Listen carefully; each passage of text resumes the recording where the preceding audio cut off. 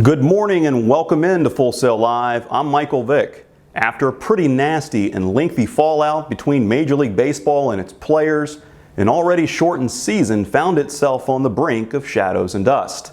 All the money squabble aside, however, we knew there would be plenty of questions surrounding COVID-19, and now just a week into the season, it already appears to be at a precipice.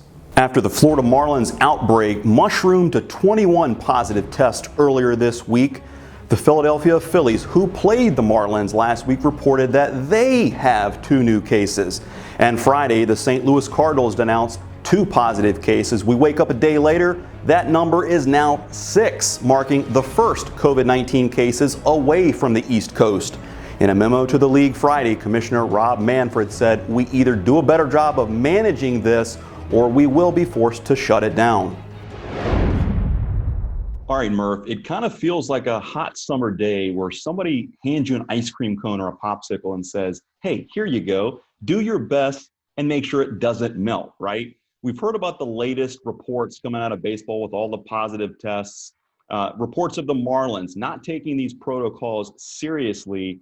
And the commissioner has now imposed new protocols, essentially enforcing their own bubble with compliance officers that honestly should have been there since day one.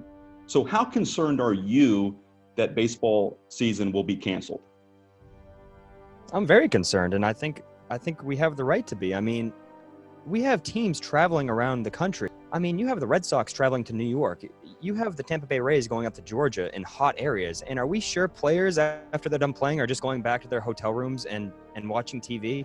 I mean, they're going out to bars, I'm sure. They're going out to restaurants, and they're traveling around. And it's just, this is scary. You know, I love baseball. I was so happy when it came back. But now, if players don't have integrity and the coaches and these compliance officers can't control what's going on, we're in a serious problem here with the season being canceled. Sometimes when you rely on people to self-police that don't do the best job, we're just now talking about compliance officers being in place. So how much blame do you put on Rob Manfred for what's going on with these latest positive tests? You know, we can't solely put the blame on Manfred, but they had to know something like this was going to happen. I mean, they had to have protocols in place and strict guidelines on what players can and can't do. I mean, they've done a good job with the testing, but it's just a little too late. You know, they should have thought of this a while ago. And I don't know if they're not taking it seriously, if they think it's just going to pass. But when you have so many players moving around the country, I just think everybody's to blame here. I don't think it's solely on one person. Well, at the end of the day, he is the commissioner of the league, and I'm just not sure that we would have expected anything less with respect to these positive cases when all of these teams are traveling around. We know that it's not good for your immune system to travel. It's scientifically proven to weaken your immune system. So not sure what Manfred was thinking with traveling all across the country when other leagues are obviously proving that the bubble is clearly the way to go, with very limited to even 0 positive tests in the latest testing report that came out with the NBA. So clearly the bubble is working.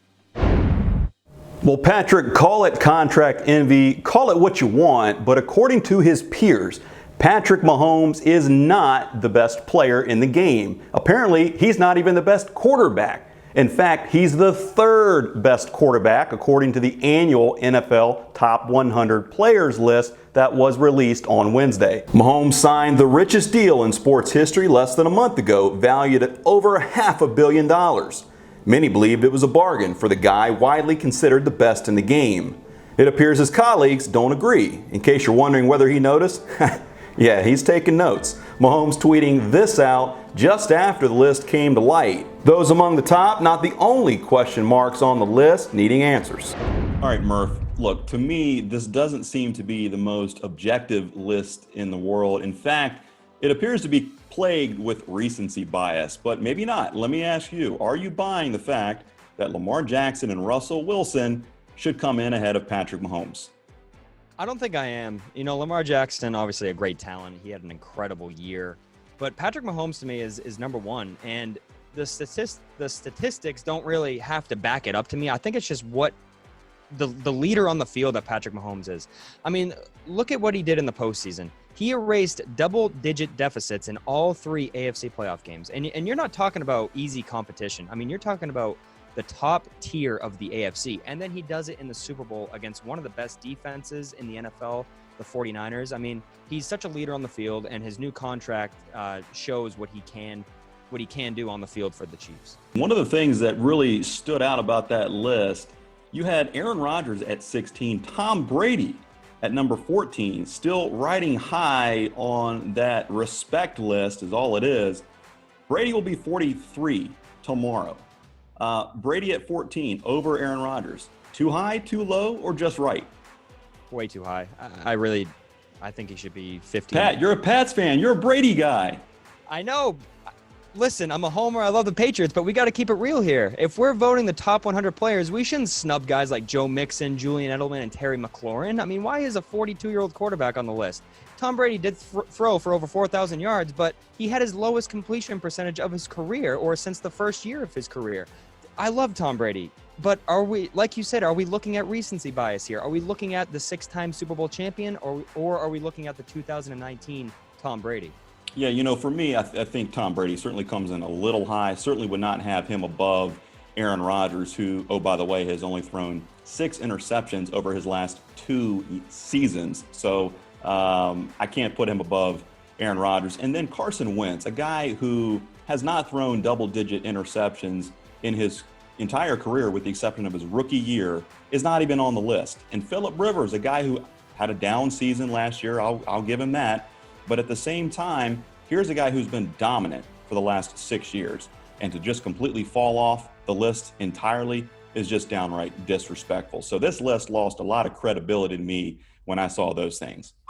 Throw it away. Patrick, appreciate your time. Thanks for joining the show today. That is all the time that we have for now. I'm Michael Vick for Full Sail Live. Bye for now.